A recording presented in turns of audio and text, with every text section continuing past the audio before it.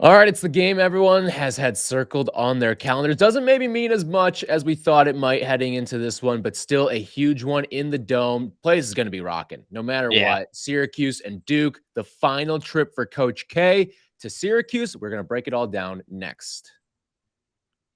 You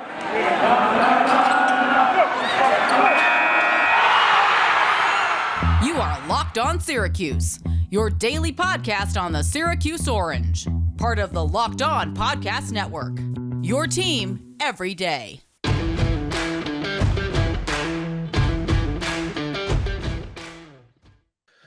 What's up and welcome in. This is the Locked On Syracuse podcast, for part of the Locked On Podcast Network, your team every day. Tyler, Aki, and Tim Leonard. We thank you for making us your first listen every single morning, free and available on all platforms. That includes YouTube, so be sure to like the video, subscribe. Also find us wherever you get your podcasts as well. Apple, Spotify, all that good stuff. And you can follow us on Twitter at @LO_Syracuse, always tweeting along the games, interacting with you guys on the off days as well. Duke is, where do we even start with this? I just want to get your pulse real quick on something, Tim, especially as someone who lives in North Carolina, the great state of North Carolina. Yep. Has the retirement tour for Coach K been a little underwhelming, would you say? Yeah, I think it's the ACC's underwhelming too. I'm saying from a pomp and circumstance standpoint. Like, I thought this was going to be the Zion RJ Cam year on steroids, and it has been far from that. Yeah, I don't think it really has felt much different from a normal year. I think obviously this March 5th game against UNC, final game in Cameron, looking at those prices, you got to pay like $3,000 just to get your butt in the seat because Cameron's so small capacity wise to begin with, and it's Carolina Duke already. But I don't think there's been many moments where, Coach K's gotten a pregame gift or something. And I wonder if Syracuse, I feel like they'd be one of the schools to do that just because I saw Virginia did yesterday. Yeah. Maybe I just haven't noticed him as much. I don't know. Carolina didn't do anything for him. They dedicated a highway to Roy that day. Right. Which I thought was an awesome move. I thought that was hilarious. I love that. I loved every second of that. You don't butter up to your rival right before you play him. I was totally cool with that. Now, UNC got smacked that game, so didn't really work out for them on the court that day, but I thought that was the right way to handle it, considering just how much those schools hate each other. Syracuse and Duke, we've always debated, is it a rivalry, is it not? To Duke, it's just another game. Knowing, being down here, they're not thinking, we got to go up to Syracuse this week. I think they know that John Gillen's hit some shots up there, their fan base. They know that there's been some fun games and that Dome is a really tough place to play, but it's not like they view it as, man, we got Syracuse on the calendar on Saturday. Like, don't look past Virginia for Syracuse. But that's how Syracuse views Duke, and that's how most schools view Duke. Yeah, and it's not, like you said, it's not an isolated Syracuse thing. I'm sure Pitt feels the same way. I'm sure Boston College feels the same way. It's like all these schools. It's big bad Duke. On the topic of pregame gifts, I do think Syracuse is going to do something for K because of the nature of Jim Boeheim and Coach K's friendship and relationship. It's bigger than just Syracuse playing Duke. I mean, they've only been in the ACC for about a decade, but their friendship goes back way before that when you look at the Team USA stuff. And I do think that Jim Boeheim does have a bit of, or not a bit, he has a ton of gratitude and definitely wants to make sure his buddy is seen in a good light. And like, think about it. Those are two guys that have always sort of stood up for each other too. Like, I think about when Nate Oates made the comments about Coach K and how Coach K was saying like, oh, he's just mad because his team's bad right now. And Jim Boeheim was one of the first ones to stand up for Coach K. When the Jalen Johnson stuff happened, he was standing up for the Duke program too. When Jalen Johnson opted out, what was that, last season? And vice versa. Like when Jim Boeheim hit the guy on the road, and Coach K was one of the first guys to stand up for him too. So like, this is a relationship, this is a friendship, and it's something that in this world, I know everyone likes to talk about the players and how all the players are so intertwined now because of AAU and all that stuff. But like, this is a long lasting friendship between the two of these guys. Yeah. And Coach K has long said stuff like, you guys, being the Syracuse fan base, don't realize how good you have it with Jim Boeheim. And he thinks Right. that, Jim Boeheim's one of the top coaches in America. That's why he was a part of the U.S. coaching staff. So we don't have to bore people. People know that there's a long-standing relationship here. It is going to be an interesting thing to see how the pregame ceremonies are handled, but I do feel like the Coach K retirement tour as a whole has been maybe underwhelming is the word I'd Right. use. It's just been sort of overshadowed a little bit. It hasn't been as big of a deal as some other Duke seasons. And I feel like it kind of ends one of two ways. They either get knocked out early in the tournament, and it's kind of funny that that was his last game, losing in an upset fashion, or they just run the table and win it all. I could definitely see that happening Yeah. too. Yeah. Okay, so from a pregame, there's definitely going to be something. Like there has to be. I don't see a world where Coach K is not given some sort of honor, and I do think he's going to get some sort of gift too. I think, what did he get at Virginia? It was like a little like jersey cutout almost, like a Yeah, I plaquish missed sort that. of jersey. I saw Tony Bennett handed it to him. For Syracuse, I'm thinking it'll be something that has to do, like, how they gave out the pieces of the dome and stuff like that. Like, I have one of them, too. It's like the little chunks of the dome roof. Mm-hmm. I think they'll have like some sort of big slat of that, and it'll say like K or something on it, and maybe like a picture of the sold out crowds too at the dome for Syracuse and Duke. Yeah, that'd be If cool. I had to guess, that's something. My sleeper candidate was Jim Boeheim gives him the jacket from when he ripped it off and went nuts on the CJ Fair charge call. That was my sleeper candidate, but I think that's in some sort of museum somewhere. Yeah. I feel like that's been given away already. And maybe someone knows a little bit more than that, and I'm just misremembering it. But I think that has been given somewhere, Like or is auctioned hanging, off or auctioned something? off or something. Yeah. Yeah. Yeah, I think I remember that too. It's going to be cool to see. And I got worried when Coach K had that health scare recently in that Wake Forest game. It's good to see Yeah. that he's all good and he's actually coming for this game, because that adds a little bit more dramatics to it.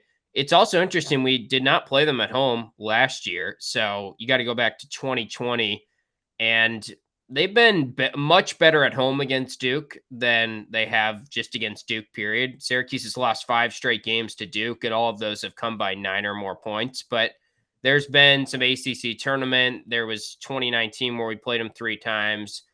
I think it was the year before that they lost in the Sweet 16, of course, in the NCAA tournament. So there's been some added games in there that have been at neutral sites.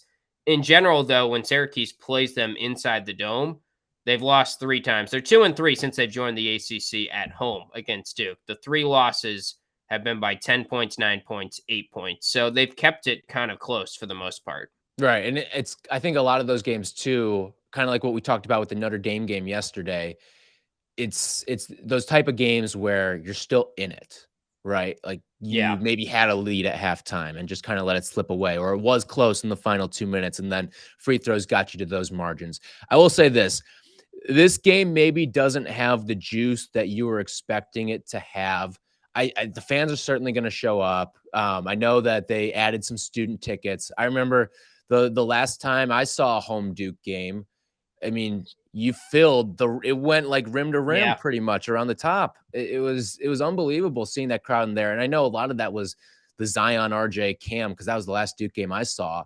And that was it was like going to go see the Beatles, it felt like, with that team. But no, like it's one of those things where, like you wish this game maybe meant a little bit more for Syracuse heading into it, a chance to take down K in his final season. But I think that should be juice enough. I mean, for someone like Buddy Boeheim and Jimmy Boeheim, like they've known Coach K pretty much their entire lives. And just because of the nature of their dad's relationship. Joe Girard was recruited by Duke. Yeah. There should still be some juice heading into this game from a personal vendetta standpoint. But from a what does it mean standpoint, it doesn't mean a whole heck of a lot for Syracuse. Well, I think it still means something because it's Duke, no matter what. But also, Buddy 1-5 against Duke. His one loss was 6 games ago. The first time one win, I should say, was the first time he played him, and it was the Elijah Hughes half-court shot. He didn't play much in that game. Didn't play much. Wasn't a factor on that 2019 team as much until the ACC tournament. So He really doesn't have a great history against Duke. Girard is 0-3 against Duke. This kind of core guys are all looking to add that memorable Duke game to their legacy. Jimmy Boeheim gets his first chance here to play Duke. It's always a big deal. Tyrese Rice was on Devo's podcast this week, and Devo asked him, what was your best moment at BC? And he didn't really hesitate and said, probably when we beat Duke, just because that was the first time we beat them, and it was such a big deal to finally beat Duke after losing a lot of close games. So it means a lot to these guys. They probably know their record, and they really want to beat them. Yeah. And just from a personal standpoint, like even the guys that didn't get recruited by Duke, like sometimes that's enough to sting. And maybe not for some of the guys who are way down there on the recruiting boards, but for some of these other guys. Syracuse has any of those guys on their team this year. But like, right? you never know. You never know. Like there's definitely a guy on this team who we don't know it now, but Duke was their dream school. And they're not going to say it, but Duke was their dream school. And they were never recruited by him, probably. And they wish they had that opportunity to be recruited by Duke. It doesn't matter where you fall on the recruiting charts, whether you were the top player or whether you were the 500th player ranked in your class. You're going to find guys that wish they were recruited by Duke and just want to stick it to them just to say that they did. Just to say that they stuck it to Duke. But we will get into a little bit more. We'll do the prop shop, Dubundo's digits, all that stuff. But March Madness is only 3 weeks away, and that means you need to start thinking now about where you're going to be running your brackets this year. Are you going for the usual, or are you looking for the best? We've done our homework here, and we're running our brackets with runyourpool.com. Along with standard brackets, Run Your Pool offers game types like Survivor or Pick X, both really fun in their own ways. They have options to edit scoring. They also offer more intel to make your picks. All stuff you're not going to find on ESPN or CBS, by the way. If you're a business, Run Your Pool can help take some of that madness magic and play alongside your employees, or even gain some customers as well. Clearly, we believe Run Your Pool because, like I said, we're using our pools and our brackets through Run Your Pool this season. There's no truer test than that. And if you want to play against us for a shot at a cash prize, join us at runyourpool.com/lockedon. And while you're there, create your own pool for your friends and family. Enter the code Pure Madness. That's all one word, Pure Madness, at checkout for $10 off your custom pool. All the rules and details will be available there. That's runyourpool.com/lockedon for your chance to win a cash prize. We look forward to seeing and beating you there. This is the time of year that I've pretty much given up on all my New Year's resolutions, but not this year. I am sticking to my resolution to eat right, and that's thanks to Built Bar. It almost feels like it's not really a resolution because I actually enjoy eating them. And if you haven't tried the Built Bar Puffs by now, I don't know what you're waiting for. You're truly missing out on one of the best Built Bars, the best tasting Built Bars out there. They are the first ever protein-infused marshmallowy goodness. They're covered in 100% real chocolate, like all Built Bars. And just take a look at what most Built Bars contain. 130 calories, 4 grams of sugar, just 4 net carbs, and 17 grams of protein. You compare that to a candy bar, which usually has around 240 calories, 30 grams of sugar, and dozens of net carbs. These bars are somehow delicious. They taste like a candy bar, but they're also good for you as well. So go to Built.com, use promo code LOCKED15, and get 15% off your order. Again, that promo code is LOCKED15 for 15% off at Built.com. All right. Before we get into the prop shop, I just want to get into the magnitude of this game. Like, if Syracuse wins, does the tournament, I won't say is it back on per se, because I think we're pretty far off that point. Like, you look at yesterday, if yesterday's game happened in January, you're not really batting an eye per se, but because of the magnitude of it all, where you are in the season, some of the losses that you already have banked up, it's a bigger deal. But with this Duke game, and this is like the big banner win that some of these teams are really going to hold their hat on come March, like a team like Miami who might be flirting with the bubble. Boom, they're going to be pointing at a game like this. Does this Duke game, if Syracuse, does it get them closer to the bubble? Well, obviously, it'll get them closer to the bubble. Right. Beating Duke does that. But, like, how much does it change your bubble perspective, if at all? I think you needed to beat Notre Dame in order to get into that conversation, because I look at Virginia, who entered this week still well off the bubble despite winning at Duke, and then pretty much had to beat Duke again to try and become a legitimate NCAA tournament threat. I know they have the ACC tournament like Syracuse has, but Virginia's in a pretty similar situation metrics-wise, if anything, a little bit better because their ACC record is overall better than Syracuse, and they beat Syracuse at the Dome. But they have these bad losses, Navy, James Madison. There's probably a couple others that I'm forgetting in there. And Syracuse has Colgate. They have Georgetown. So it's just too many bad losses that I think it's hard. It's weird to say because normally I would say if they beat Duke, that is the exact thing they've been missing, and that gets them into a different tier. But I think it takes them from like tier 3 to tier 2, but they're still not to tier 1, which is on the bubble or that type of conversation. Which is crazy. Like you're still a tier away from being on the bubble. Yeah. Like now, if you beat Duke and UNC, then maybe it's a different conversation. I think you also got to close out with Miami too. Like we talked about this. Right. This 4-game stretch, you have to go 3-1 if you want to be taken seriously, and you still have work to do in the ACC tournament as well at that point too. But I'm with you. I think at this point you're kind of looking for an auto bid at this point. And listen, the ACC tournament could be wide open. It really could. You don't know what dominoes are going to fall and when. Quite frankly, I think the best thing for the ACC would be Duke losing early on in the ACC tournament, just because it'll give the chance to a team to maybe be a bid stealer. It'll give a chance for teams to pad their resume. You'd imagine a bubble team would probably be the one that knocks off Duke too. So yeah. And on that note, it's just interesting because Virginia Tech jumped back over Syracuse to get to the 7 seed because they have the tiebreaker. They now are both same record in the conference.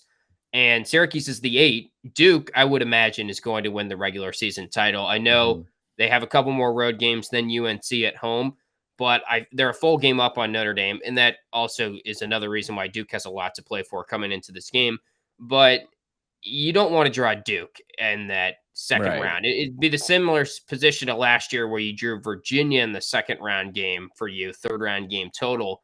But Virginia is a more winnable game than Duke. I just think this is not the type of year where you want to play Duke 3 times, especially after they beat you by 30. It felt like it ended up being 20, and that was without Trevor Keels. Right. Yeah. So, all right, let's dive into the prop shop here. We'll start with the rebounding one. Syracuse got demolished on the boards against Notre Dame.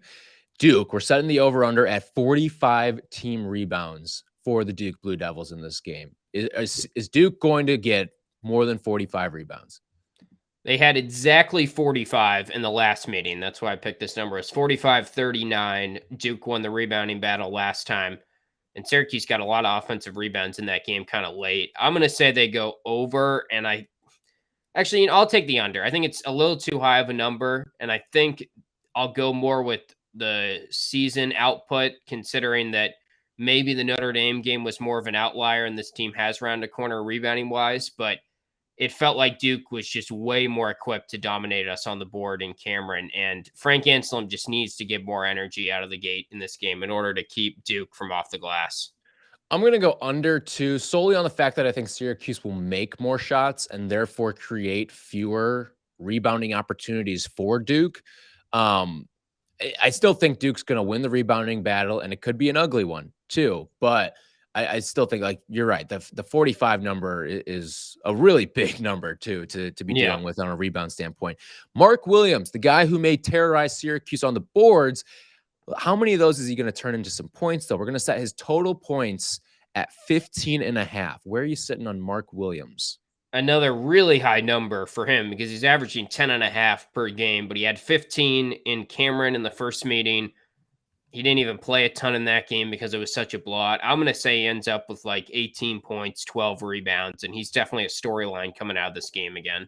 I'm with you. I mean, Mark Williams, I know everyone is going to pump up Armando Bacot as maybe being the best big in the ACC. Mark Williams scares the ever-living you-know-what out of me in this matchup, more so than Bacot, because Mark Williams is just one of those guys. He's a lob catcher. He can bully you down low. He has been one of the bigger revelations in the ACC this year. The step up that he's taken, I liken it. Again, the step hasn't been as big as Jesse, but the impact is similar to what Jesse Edwards has provided for Syracuse this season. And he just scares me in this matchup, going up against a backup center and a hobbled center. It does not inspire a lot of confidence for the Syracuse bigs. So, all right, Next up, who will lead Syracuse in scoring in this game? Buddy minus 145, Jimmy plus 285, Joe Girard plus 400, Cole Swider plus 425, Frank Anselem plus 1,000. I gave Jimmy a boost up so that he's firmly in second now, despite kind of trading off with Joe and Cole throughout the season there. Buddy was so bad last time against Duke. Joe was so bad. Pretty much everyone was bad last time. Jesse had an okay game in Cameron. I'm going to say Buddy, volume of shots, willingness to take the shots, what we always talk about, the fact that no one else really can beat their man, so he has to take a lot of shots. I'm just going to keep riding with him. He didn't get it last time, and I had to give away some juice when he lost it, but I just feel like if you pick him each time, you're probably making money. Yeah, I'm going to join you on Buddy. I usually don't like to hit that minus number, but I don't think you have any other choice here. I do think this is going to be a game that Jimmy struggles. Coming off of that big game against Notre Dame, but this is a team that has rim protectors. It has shot blockers. It has athletic specimen that can just cut down your angles too. I mean, and it's not just Mark Williams. It's Paolo Banchero. It's Theo John off the bench. Like, they've got guys that are going to cut down your angles, and a lot of those shots that you put up against Notre Dame probably going to get blocked in this game against Duke. So, or at least be contested a little bit heavier as well. All right. When we come back, we will get into the spread and the total of this game, and it's all coming to you from our friends over at betonline.net. Hey, football might be over, but basketball is in full steam for both pro and college hoops. From the latest odds, totals, and player performance props to where the next fired coach is going to land. That's always a fun one. BetOnline.net is the #1 spot for all your sports betting needs. BetOnline remains the best spot for all your sports scores, podcasts, and news this season. And it's not just basketball. BetOnline.net is your source for hockey, boxing, and UFC odds as well. So head on over to the website today or use your phone to learn more about the trends and action. BetOnline, where the game starts. Getting into the totals and numbers that we're seeing for this game, nothing out on BetOnline as we're recording this on a Thursday morning, but we'll go by KenPom here. Mr. Pomeroy currently has it as an 80-73 Duke victory with a total set at 153 points, according to that number. So we'll ride with the Duke and the 7 line here. Where you sit, Duke -7 on the road at the Dome. I tried to play some guess the line in my head before I saw this line, and I was guessing it was going to be more 9 or 10 points for Duke. So I guess that tells me I should probably take Duke. I know Syracuse has kept it close in a lot of these games at the Dome against Duke, but given how poorly the first game went, and given that Duke still has tons to play for, they're playing for an ACC regular season title, something they amazingly haven't done since 2010. And I don't know. I just don't feel like Syracuse is trending in the right direction. And the matchup of the center against Mark Williams really scares me. Yeah, it's one of those things where it could get away from you late, I think. And yeah, you look at how the final minutes transpired against Notre Dame. I don't think it's going to get to the epic blowout proportions that it did last time, where it was 30, ends up being 20. And Syracuse kind of claws their way in at the end. But I also don't think it's going to be one of those games where Syracuse is hanging around for the entire 40 minutes like they did against Notre Dame. I look at this Duke matchup, and again, like we've talked about, the bigs scare the hell out of us in this game. And it's not just Mark Williams. Like, even a guy like Paolo Banchero is going to have his way in this game, I think. And I think this is one of those games where they're going to be juiced up because this is going to be one of the bigger crowds that Duke plays in front of the entire season. And that stuff matters to these kids. There's going to be 30,000 plus on hand for this. I don't think it's going to break the all-time record for the largest on-campus crowd, but it is going to be the biggest crowd the Dome has seen all season long. I am going to ride with you. I'm going to take Duke. I think it ends up being a double-digit game. I really do. And it sucks that we're at that point now, but listen, go prove us wrong. Go prove us wrong and hang with this Duke team. I think the keys to the game for Syracuse are really the overarching key for me is just take a punch early and make sure that you get the crowd in it. Start out the game much better than you've been starting some of these games in the past against big, high-level opponents. Get a lead early because the crowd is their equalizer in this game. The only way they try and minimize this talent gap that they have is if the crowd gets really involved, and you do not want to make it that you're chasing Duke from behind and you're not giving the crowd much to cheer about. And for me, it comes down to two guys in order to do that. It's Frank Anselem finally playing in the first half like we've seen him play at the start of some second halves, coming out there with the aggressiveness that he needs. Biggest game that he's played in his career. He needs to be fighting for every rebound, jumping out of the gym, trying to use his athleticism in every way possible. And then the second one is Joe Girard. I think if he hits his first couple shots, we'll see a different Joe Girard. So honestly, that first three for him is so vital, or even the first three. First 2 or 3. Yeah. Yeah. First couple shots. If he is off to a 2 for 3 start from the outside, Syracuse has a shot, because they're not going to win this game if Frank and or Joe do not play like they are capable of playing and play to their ceiling. Everyone kind of has to give the best game of the season to an extent, because you don't have Jesse Edwards. And really it comes down to Frank probably more than Joe, because if Frank's getting bullied, if he's getting out rebounded, then I just don't see how, given the talent gap, Duke winning the rebounding battle is going to lose the game as well. You hit it on the head there. The X factor list for me is the same as yours, and in that order as well, Frank and Joe. And listen, if you can't get up for the Duke game at home in front of 30,000 plus, they'll be up for it. Yeah. Like if you can't get up for that, like, I mean, they were up for at Duke, I thought too, and they came out and missed everything. So that concerns me. But if you can't get amped up, charged up, look like you're playing with some hustle and effort out there, then I don't know what to tell you. Like, it's one thing to be like, if Mark Williams bullies you down low a little bit because he's just the better player, fine. But Mark Williams should not be able to beat you 10 times out of 10. He shouldn't. You should have some sort of fight to try to narrow that down to 6-4 or 7-3. And if you can do that, limit some chances, then maybe you have a shot. But again, there's a reason why Duke is a big favorite heading into this game. And you're going to have to make some shots. It sounds stupid, sounds cliche, but if Buddy's not going, if Joe's not going, I don't expect a big game out of Jimmy, kind of like I highlighted earlier. Cole's got to be going. Like, you need your perimeter 3 to be shooting it. And listen, if one way that Jimmy can get going in this game is if he does step out a little bit and take some jumpers, as opposed to trying to take some of those floating layups, because I think those will get erased, but the jumpers, you give yourself a chance with. Yeah, I don't love when he shoots jumpers. Honestly, no, I'm with you. 3-point percentage isn't 39%. It's almost a surprise when it goes into me. And maybe that's just he doesn't take as many as some of the other guys. But it's going to take a full team effort. That's what it takes now every game the rest of the way without Jesse. And we can't be on here on the recap pod and saying Joe Girard had an off game. Like, we're not going to say these words. Frank Anselem had an off game, but Syracuse won. I just don't see that happening. Joe Girard had an off game, but Syracuse won. You're going against the best team in the league by far.